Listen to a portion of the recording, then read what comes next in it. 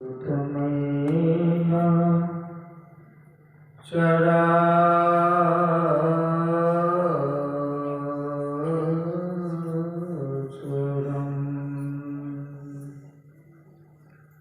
तत्पदं दर्शितं येन तस्मै श्री गुरुवे नमः। वन्दे बोधमयं नित्यं गुरुशङ्कररूपिणम्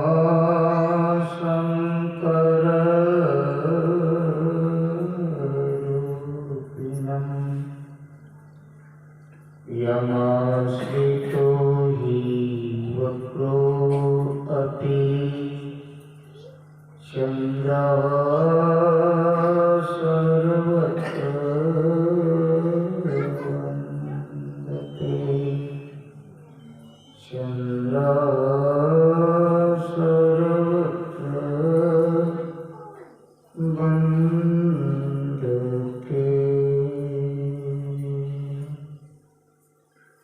श्री सद्गुरु मुझे ऐसा प्रतीत हुआ कि आधे से कम लोग जयकार करने का अधिकार सबको दिया है। नेपाल के रहने वाले महर्षि दल बहादुर जी महाराज बराबर सत्संग में कहा करते थे, गुरु महाराज की जयकार में जो कटौती करते हैं उनके जीवन में सुख का कटौती है। देखिए, दुनिया के कामों में अगर कंजूसी करें तो काम चल सकता है, लेकिन गुरु महाराज के जयकार में कंजूसी करेंगे तो काम नहीं चल सकता है। अर्थात यहाँ भी दुख और यहाँ से जाएंगे वहाँ भी दुख होगा। इसलिए मैं सबों से निवेदन करता हूँ, जब गुरु महाराज की सिंह कृपा होती है तब जो है कहीं साधु महात्माओं का दर्शन सत्संग प्राप्त होता है। लेकिन जब गुरु महाराज की कृपा से गुरु महाराज के दरबार में आए हैं तो सब कोई पूरी हाजिरी लगाए। अधूरा काम बड़ा खराब होता है, खतरनाक होता है। पूरी हाजिरी का मतलब सबको दोनों हाथ को ऊपर उठाएंगे, श्रद्धा प्रेम के साथ जयकार करेंगे। बोलिए श्री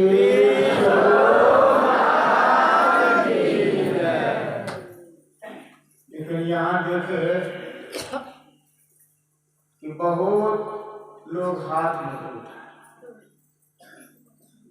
बात सही है, जिनको हाथ ही नहीं है तो क्या उठाए, जिनको मुंह में बोली ही नहीं है तो जयकार क्या करेंगे।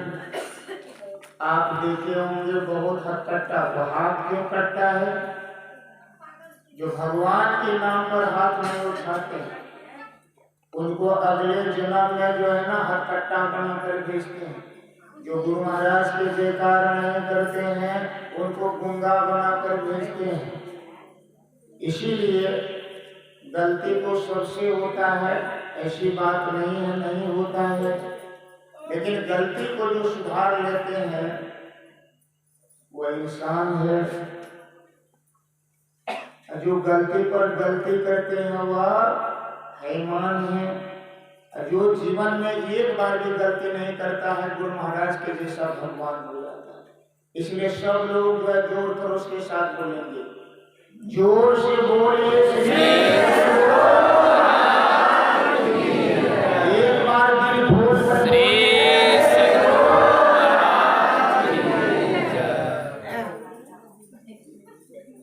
सर्वोच्च स्मरणीय परमार्थ संत सद्गुरु भगवान के पाद पद्मों में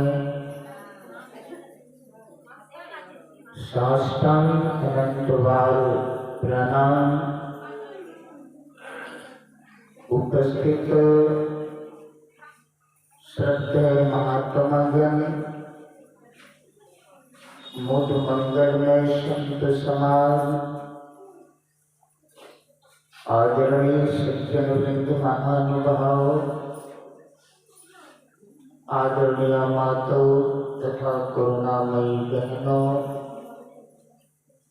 सभी के हृदयस्थ नारायण को बारंबार बहुत बहुत बार नमन।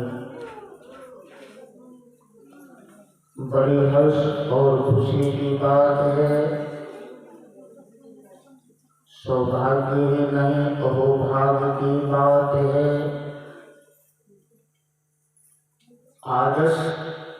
आदर्श ग्राम भोजपुर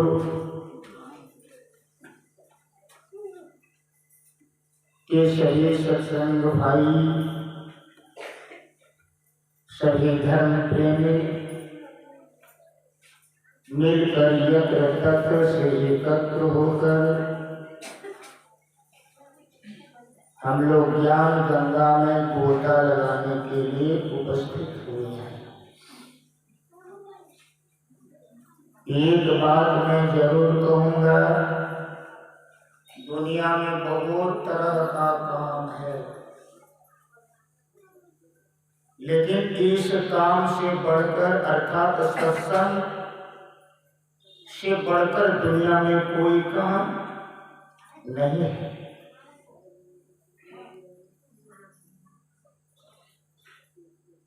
एक बार की बात है, हमारे गुरुदेव अपने सहपाठियों के साथ सत्संग प्रचार करने के लिए जा रहे थे। स्टेशन पहुंचता है, पता लगाता है कि अमुक जगह का ट्रेन के बजे है। पता करने पर पता चला कि अभी आधा घंटा विलंब है।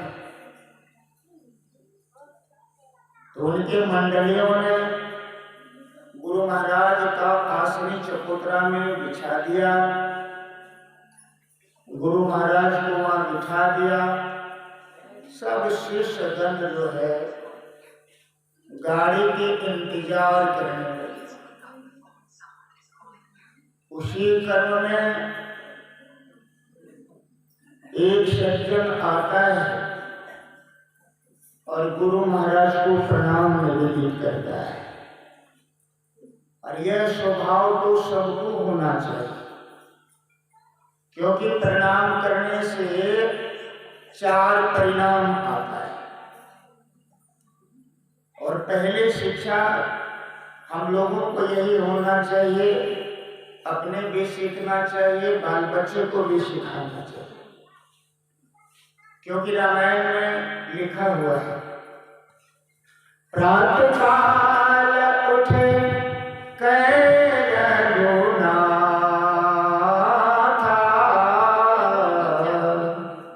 मातु पिता गुरु नाबहि माथा।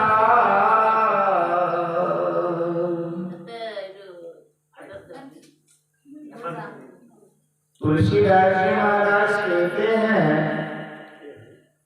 कि भगवान श्री राम जब इस धरती धरातल पर आए, उनका संस्कार देखिए कितना ऊंचा था। जो प्रातः जगते थे, माता पिता और गुरु को प्रणाम करते थे।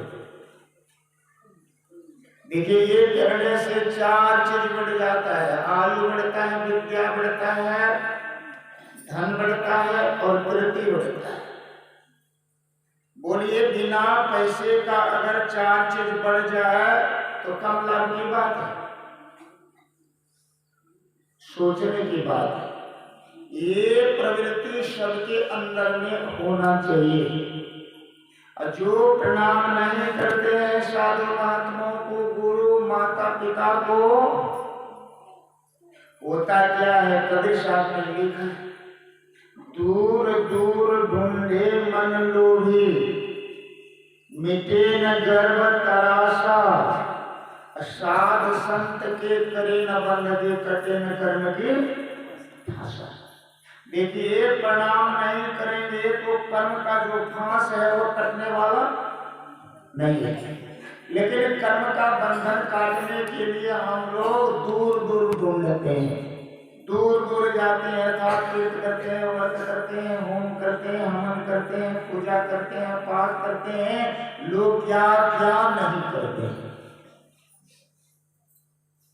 और एक महापुरुषों ने लिखा, झुकता वही है जिसमें जान होती है, यकीन रहना मुर्दे की पहचान होती है। हम कहते हैं बहुत बड़ा धनवान है, अगर यदि साधु महात्माओं के चरणों में, माता पिता के चरणों में नहीं झुकता है, देखिएगा शरीर से जब जीवात्मा निकल जाता है वो शरीर अकड़ जाता है कि नहीं करता है।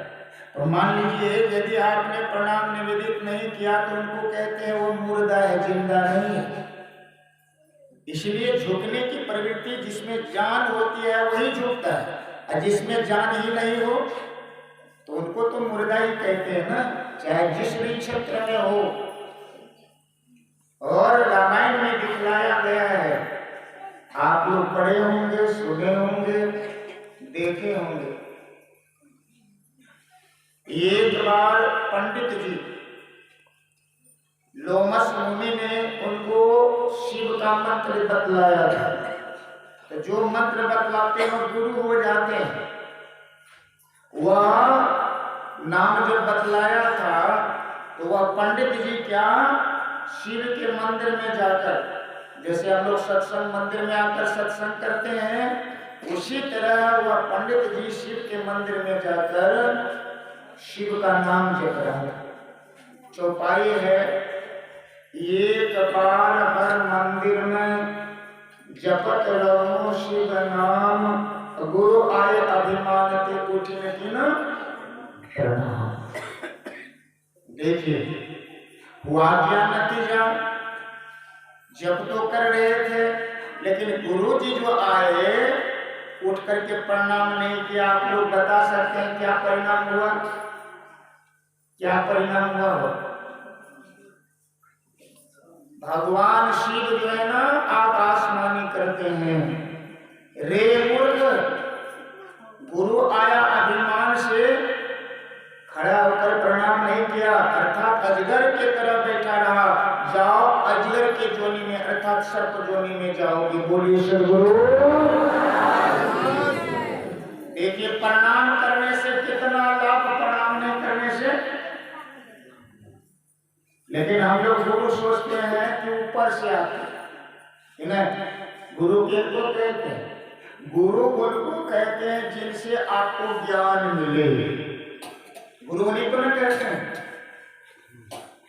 नहीं गुरु महाराज ऊपर से आते हैं, नहीं नहीं, जो ज्ञान देते हैं, जिस ज्ञान से आपको लाभ होता है, जिस ज्ञान से आपको सुख होता है, जिस ज्ञान से आपको शांति मिलती है। कबीर साहब ने लिखा है, जो मिला सो गुरु मिला, चेला मिला ना कोई। कहते हैं जो मुझे मिला है ज्ञान देने वाला ही मिला है, गुरु ही मिला है, लेकिन चेला अभी तक। आजकल के साधु महात्मा क्या कहते हैं? जो मिला सो चेला मिला, गुरु मिला ना कोई। अपना गुरुओं को गुरु नहीं समझते हैं। देखिए उनको शापित कर दिया, हाँ अन्यत्र जोनी में चले जाओ, उधर जाना नहीं चाहता। हम लोग थे कहाँ पर हो? स्टेशन में, है ना। वह सज्जन जब प्रणाम किया, आप किसी को प्रणाम करेंगे, मैं तो यहाँ तक कहता हूँ दुश्मन को भी प्रणाम करेंगे ऊपर अगर यदि ऊपर से ना कहे लेकिन उसका भीतर कहने के लिए व्यग्र रहता है, आपको आशीर्वाद देगा। तो वह तो गुरु महाराज थे, गुरु महाराज आशीर्वाद देते हैं। जब गुरु महाराज आशीर्वाद देते हैं तो वह श्रीमान जी फिर गुरु महाराज से पूछते हैं कि महाराज जी आप कहाँ से आ रहे हैं और कहाँ जा रहे हैं। गुरु महाराज ने उत्तर दिया कि देखो मैं कुप्पा घाट से आ रहा हूँ, सत्संग प्रचार करने के लिए जा रहा हूँ। सत्संग प्रचार करने का क्या मतलब? सत्संग प्रचार करने का मतलब जो सत्संग को जान जाता है उसके जीवन में कोई चीज की कमी नहीं रह जाता है। तो गुरु महाराज को बता दिए। वह श्रीमान जी फिर पुनः प्रश्न करते हैं, महाराज जी मुझे एक बात हजम नहीं हुई। कहा वह कौन बात हजम नहीं हुआ? कहा वह बात हजम नहीं हुआ कि आप कह रहे हैं कि सत्संग प्रचार में जा रहे हैं, तो सत्संग से क्या मिलता है, ये बात हजम नहीं। आप लोग बताइए सत्संग से क्या मिलता है? सत्संग से क्या मिलता है? ज्ञान मिलता है, भोज भंडारा है। यही तो बात है, लिखा हुआ है रामायण में पढ़िएगा। सत्संग की महिमा बड़ी महान है कि बहना जाने छे सकल, लेकिन जानता है लेकिन जानबूझ करके बिठाई दी। जान बूझ नर करे बिठाई अता को नरक भाई जानते हैं, लिखा हुआ है। तुलसीदास महाराज वर्णन किया है क्या? मतिगत गति भूति भलाई, जब जेहि जतन जहां जेहि पाई, सो जानब सत्संग प्रभाव लोक वेदना आन उपाओ। ये सत्संग की महिमा है। तो गुरु महाराज देखिए क्या उत्तर देते हैं कि सत्संग से क्या मिलता है। गुरु महाराज उत्तर देते हैं, श्रीमान जी ये कहो कि सत्संग से क्या नहीं मिलता है। मतलब सत्संग से क्या नहीं मिलता? तो सत्संग से सब कुछ मिलता है। आप लोगों को क्या क्या सब मिला है? क्या सब मिला है आप लोगों को? है जब सत्संग से सब कुछ मिलता है तो क्या आज नए नया मंदिर में आए हैं, नए करते हैं।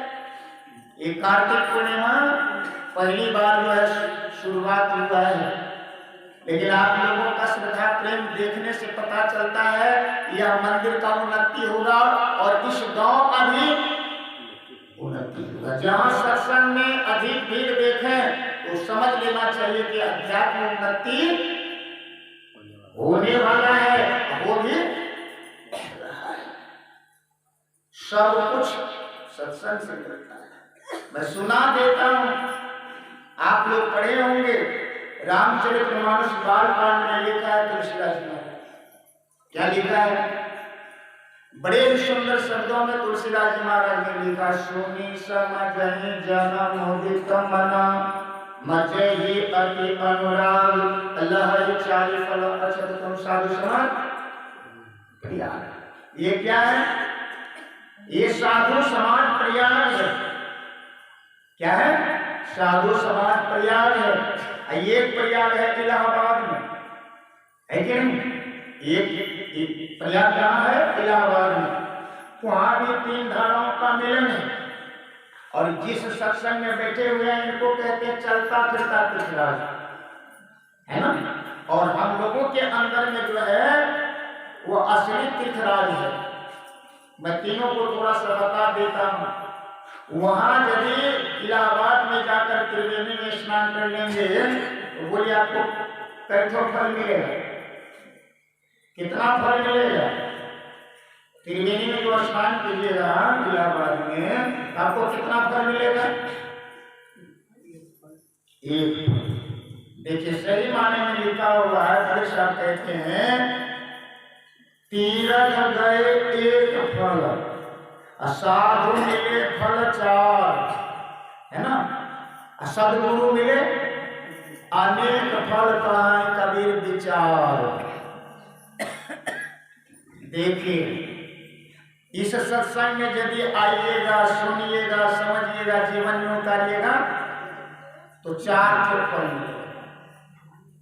हाँ, इसीलिए तुलसीदास जी महाराज कहते हैं कि साधु महात्माओं के उपदेशों को जो आनंद से सुनते हैं, समझते हैं, मानो बहुत प्रेम के साथ साधु समाज प्रयाग में स्नान करते हैं। स्नान करने का फल क्या मिलता है? तो तुलसीदास जी महाराज कहते तन रहते। तन रहते, तन रहते का मतलब, तन रहते का मतलब क्या होता है? अरे शरीर और जीव रहने पर ही जो है आपको चाहिए। ये नहीं शरीर से जीवात्मा निकल जाए तब शरीर को मिलेगा, नहीं, शरीर रहते अर्थात जीव और शरीर का समन्वय रहते ही, अर्थात जीवन काल में ही 4 फल, अर्थ, धर्म, काम और मोक्ष, कैसे फल हो गया? 4 फल यदि मिल जाए तो जीवन में आप लोगों को क्या बाकी रह जाएगा? तो क्या करना चाहिए? इधर उधर कप हमारे खैनी धरे ठोरवा अल्लाह जो नहीं लागे बाबू सिगरेट के 3 जुड़वा। इधर उधर का बैठ करके बहुत लोग गप हाँकते होंगे, इधर धोखा धोख चलता होगा, इधर 80 गुस्सा 90 साल भी चलता होगा कि नहीं, लेकिन यहाँ पर आकर के 2 बात सुनकर समझकर जीवन में उतारेंगे तो आपको 4 फल से कोई वंचित नहीं कर सकता है। बोलिए सद्गुरु।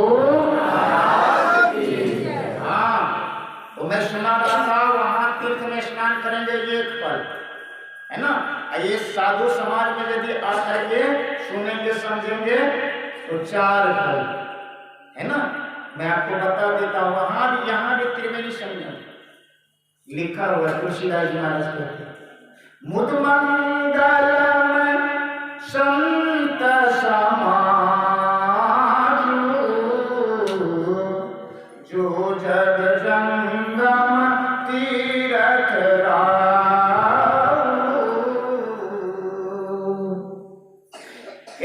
सत्संग चलता फिरता है।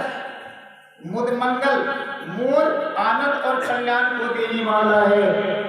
मैं तो कहता हूँ इस सत्संग में भी यदि थोड़ा काल के लिए भी अगर यदि हाजिरी लगा दें तो आनंद और कल्याण होने से आपको बाकी नहीं रह सकते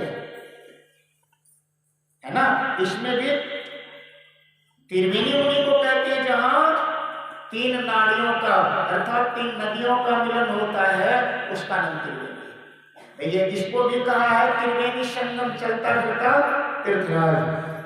तो यहाँ पर जो है कैठो धारा का मिलन है, कैठो नदी का मिलन है, कैठो 4 ठो। कौन कौन नदी है? नहीं, धारा बोले, नदी बोले। देखिए 3 धाराओं का मिलन है, लिखा हुआ है। तुलसीदास जी महाराज वर्णन किया है, क्या लिखा है? राम भगति जम सुर सरी धारा सरसई ब्रह्म विचार प्रचार। जहां राम भक्ति का प्रचार होता है वह गंगा की धारा है, जहां ब्रह्म का प्रचार होता है वह सरस्वती की धारा है। आगे तुलसीदास जी महाराज कहते हैं विधि निषेध करी मल हरणी अकरम कथा रवि नंदन बरणी। जहां कर्तव्य और कर्तव्य का ज्ञान का प्रचार होता है वह जमुना की धारा है। बोले 3 धारा है ना, तीनों धाराओं का मिलन का नाम ही चलता फिरता तीर्थराज है। बोलिए सद्गुरु। इसमें 4 लाभ, लेकिन हम लोगों के अंदर में भी त्रिवेणी संगम ज्ञान शक्ति तंत्र में आप पढ़िएगा तो पता चलेगा। मैं आपको थोड़ा सा बतला देना चाहता हूँ। ईड़ा भगवती पिंगला यमुना नदी ऐमलोर कुंडलोर मध्य सुषमा सरस्वती। कैठो धारा है? ईड़ा है गंगा, पिंगला है जमुना, और इन दोनों के बीच में रहने वाली सुषमा और सरस्वती के नाम से जानी जाती है। और वहां पर यदि स्नान कर लेंगे तो क्या हो जाएगा? आपको अनेक फल मिलेगा, जो फल खोजिएगा वही मिलेगा। क्या फल मिलेगा सो सुनिए। त्रिवेणी संगमो तीरथ राजा सह उच्यते तत्र स्नानम परिपूर्वित सर्व पापे परिमुच्यते। है ना, कहते हैं जहां तीनों नाड़ियों का संगम होता है उनको त्रिवेणी कहते हैं। त्रिवेणी को सर्वश्रेष्ठ प्रधान तीर्थ कहा गया है। और वहां पर यदि डुबकी लगा लेंगे, स्नान कर लेंगे, थोड़ा देर ठहर जाएंगे तो क्या होगा, जन्म जन्मांतर का किया हुआ पाप से मुक्त हो जाएंगे। यदि पाप से मुक्त हो जाएंगे तो आपके जीवन में क्या बचेगा, क्या बचेगा? अनेक फल कहने से नहीं होगा। देखिए अनेक फल मिलता है कि नहीं। गुरु महाराज के वचन में है, सदगुरु दरस दीन हित आए, भाग जगे हमरे, आनंद मंगल पूरी रहे, शुभ शुभ भा सगरे, पाप समूह दरस के भागे पुण्य सकल डगरे। है कि नहीं? अभी मंत्री जी से सुन रहे थे हम लोग, क्या सुने थे? जब ही दीन दयाल राघव साधु संगति पाई, दरस कर समागमादि पाप राशि नसाइए। मतलब पाप का राशि जो है घट जाता है, नाश हो जाता है। तो बोलिए जब पाप का राशि नाश हो जाएगा, खत्म हो जाएगा, तो क्या बचेगा आपके जीवन में? भगवान श्री राम ने लिखा है, भगवान श्री राम के उपदेश में है, पुण्य पुण्य बिनु मिलहि न संता, सत संगति संसरित कर अंता। कहते हैं बिना पुण्य के पूंजी से संत सदगुरु का दर्शन नहीं होता है। जब पुण्य का उदय हो जाएगा, पुण्य का पूंजी हो जाएगा, तो संत सदगुरु का दर्शन होगा कि नहीं? तो वही बात तो कबीर साहब कहते हैं, सदगुरु मिले अनेक फल, कहें कबीर विचार। यहाँ पर भगवान श्री राम कहते हैं कि पुण्य पुंज बिनु मिलहि न संत, बिना पुण्य के पूंजी से संत का दर्शन नहीं होता है। एक बात आप लोग बताइए, आप लोग पुण्यात्मा है कि पापात्मा? पुण्यात्मा है। पुण्य का पूंजी है तभी तो साधु महात्माओं का संग मिल रहा है कि नहीं? लेकिन मैं आपको कहता हूं कि संत का दर्शन आप लोगों ने किया है, किया है? कई बार, कई बार किया है संत का दर्शन? करिएगा ना, 2 4 5 10 20 25 50 कर सकते हैं ना। देखिए जिस संत के बारे में भगवान श्री राम कह रहे हैं, वह संत का अभी तक दर्शन नहीं हुआ है। और हम लोग कहते हैं कि पुण्यात्मा है, पुण्यात्मा जिस दिन बन जाएंगे उस दिन संत का दर्शन, पुण्य का पूंजी हो जाएगा, संत का दर्शन। भगवान राम कहते हैं, मेरा कहना नहीं है, सोचने की बात है। मैं आपको थोड़ा सा उदाहरण बतलाता हूँ। तीर्थ लोग जो करते हैं उसमें पुण्य होता है कि पाप? तीर्थ करने जाते हैं तो वह पुण्य का काम है कि पाप का काम है? पुण्य का काम है ना। किसी को भोजन करा दिए तो ये पुण्य का काम है कि पाप का काम है? पर्व करते हैं, ये पुण्य का काम है कि पाप का काम है? पुण्य का काम है। तो ऐसा पुण्य यदि प्राप्त हो जाएगा तो संत का दर्शन होगा कि आप तीर्थ नहीं गए हैं। देखिए भगवान श्री राम का क्या कहने का आशा है, इसको समझिए। ये पुण्य की प्राप्ति से आपको स्वर्ग की प्राप्ति हो सकती है, लेकिन संत का दर्शन नहीं हो सकता है। संत का दर्शन कैसे होगा? कौन पुण्य के पुण्य से? जब ध्यान करके, है ना, जो बताया त्रिवेणी संगमो तीरथ राजा सरोचति, तीनों नाड़ियों का जो संगम स्थान है उसको त्रिवेणी कहते हैं।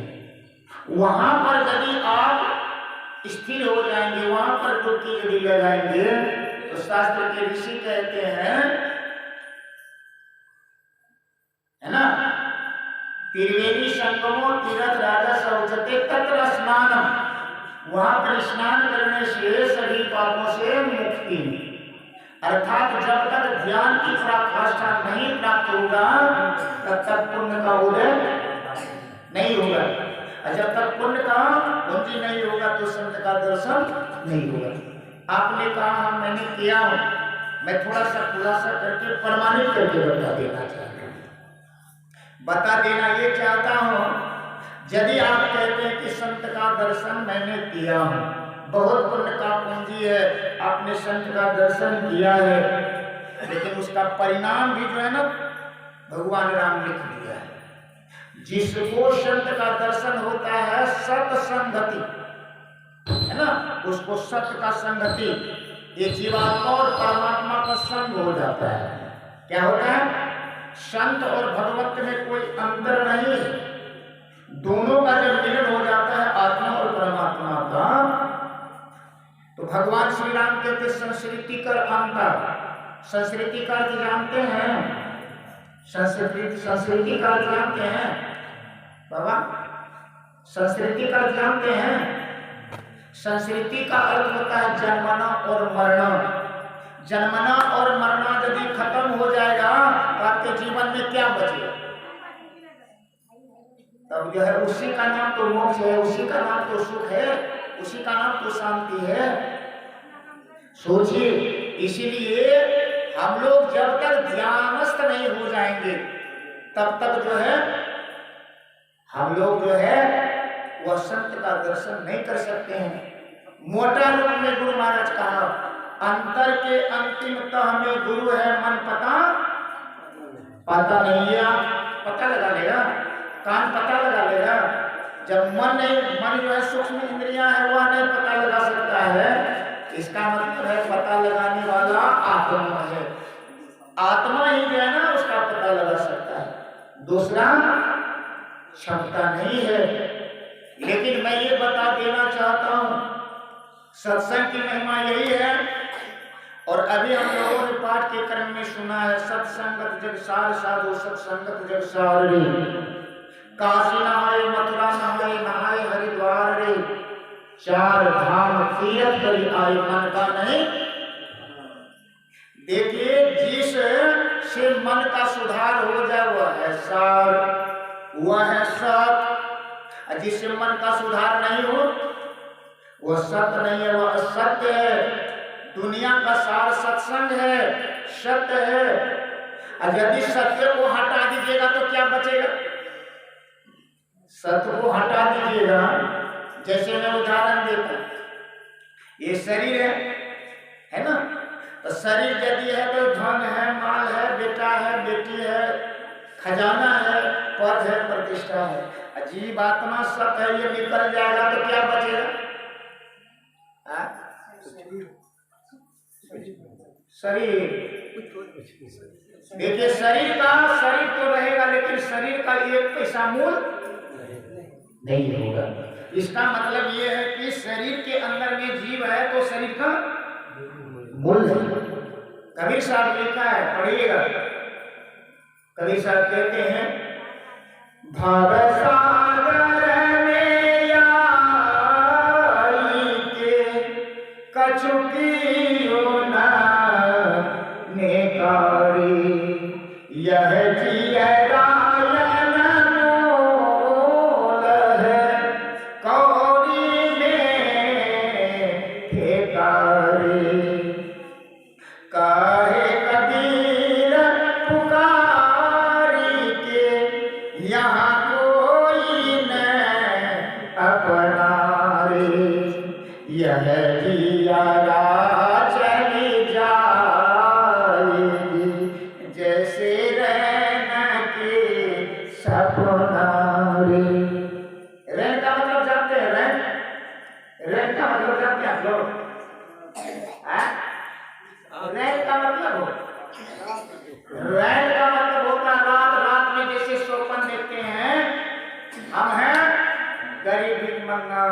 लेकिन बन गए राजा।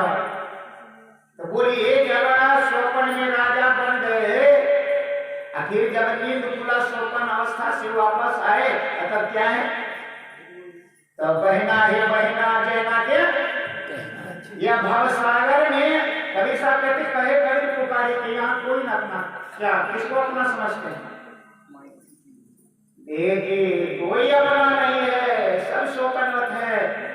क्योंकि लक्ष्मण जी समझाते समझाते को विशाल को भी कहा, सपने होई भिखारी निप रंग नाटपति होई अजाने ना लाभ हानि कछु तिनी प्रपंच जिए छोड़। देखिए तो मैंने ये बतला रहा था कि सार यदि खत्म हो जाए तो शरीर का कोई मूल, और जो सत्संग नहीं करे उसका ये को पैसा मूल। हाँ, सत्य का संग जो नहीं करेगा उसका ये को पैसा नहीं। समझिएगी कौड़ी के भाव, हाँ कौड़ी का भाव बर्बाद कर रहे हैं।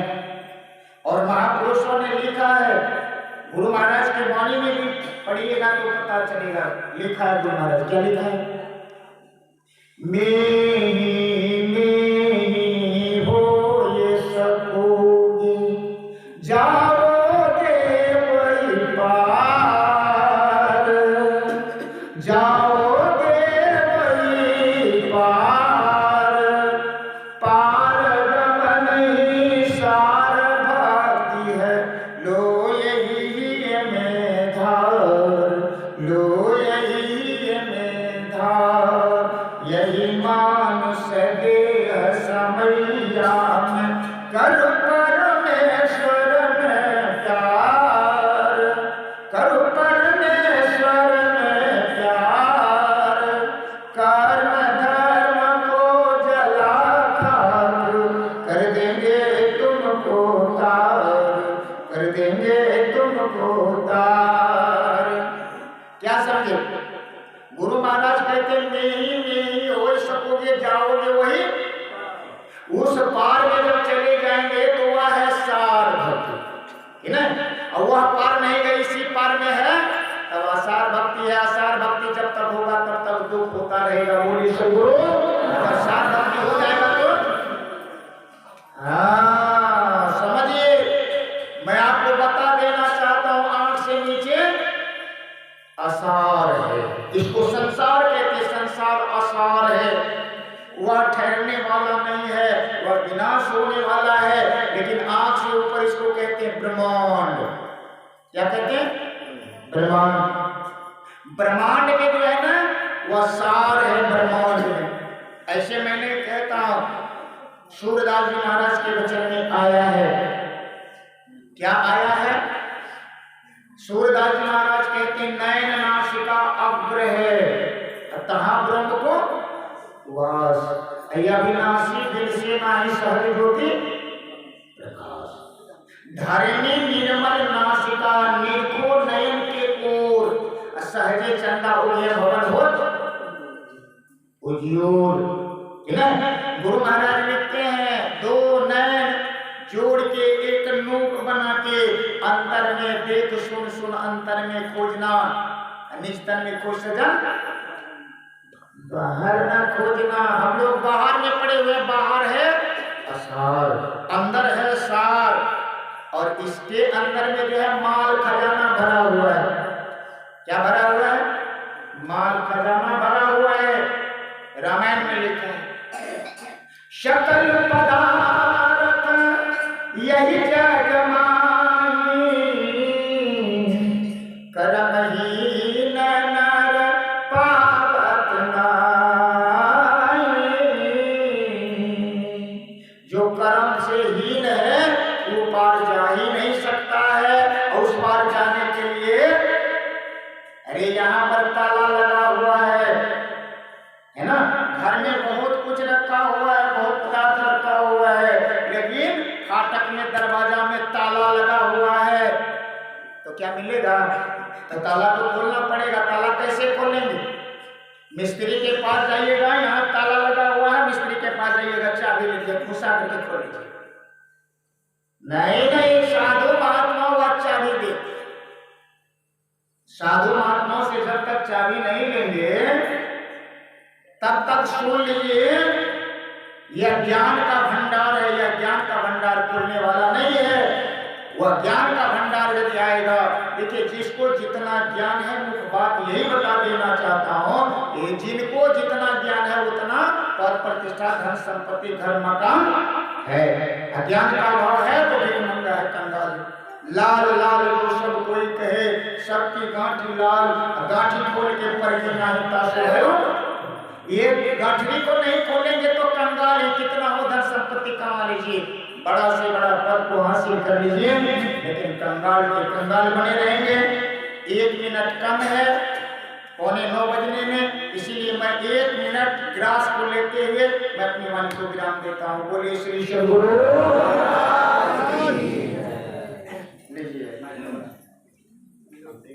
लेकिन दीक्षा जो नहीं लिए है, दीक्षा ले लीजिए, नहीं तो गाड़ी खुल जाएगा। उठो मुसाफिर बिस्तर बांधो, गाड़ी आने वाली है, कहते हैं।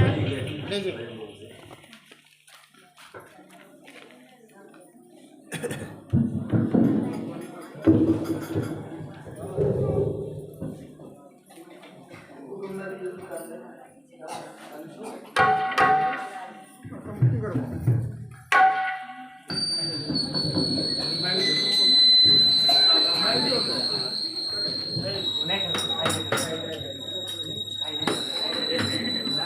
सद्गुरु महाराज की जय, सद्गुरु महाराज की जय। हम लोग महाराज की कृपा की